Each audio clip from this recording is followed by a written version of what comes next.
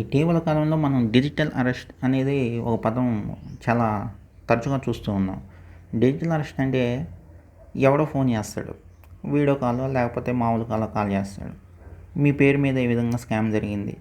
లేకపోతే మీ phone number మీద ఇల్లీగల్‌గా ఈ విధంగా ఒక ట్రాన్సాక్షన్ జరిగింది అని ముందు మీకు చెప్తాడు. మిమ్మల్ని బైండింగ్ చేస్తున్నాం. మీరు ఇల్లు కదలకూడదని చెప్తాడు.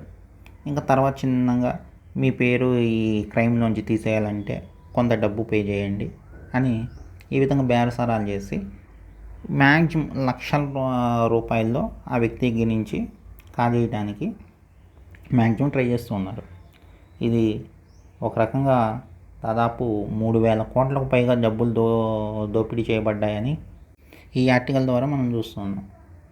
ఎవరైనా ఫోన్ చేసి డిజిటల్ అరెస్టు మీ పేరు మీద ఈ విధంగా క్రైమ్ అయిందని చెప్తే మీరు నిర్భయంతంగా ఓకే మీరు కేసు పెట్టండి, మా లోకల్ పోలీస్ స్టేషన్లో నేను మాట్లాడుకుంటామని చెప్పండి.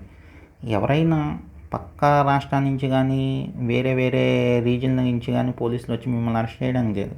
ఒకవేళ మీరు మిమ్మల్ని అరెస్ట్ చేయాలన్నా మీ పోలీస్ స్టేషన్ పరిధిలో పోలీసులు పర్మిషన్ తీసుకొని వాళ్ళతో కలిపి వచ్చి మాత్రమే మిమ్మల్ని అరెస్ట్ చేయడానికి కుదురుతుంది, కానీ వేరే వాళ్ళు వచ్చి అరెస్ట్ చేయడానికి కుదరదు. ఒకవేళ ఎవడన్నా ఫోన్ చేసి మిమ్మల్ని డిజిటల్ అరెస్ట్ చేస్తున్నాం అంటే చేసుకోండి అని చెప్పేసి ఫోన్ పెట్టేసేయండి.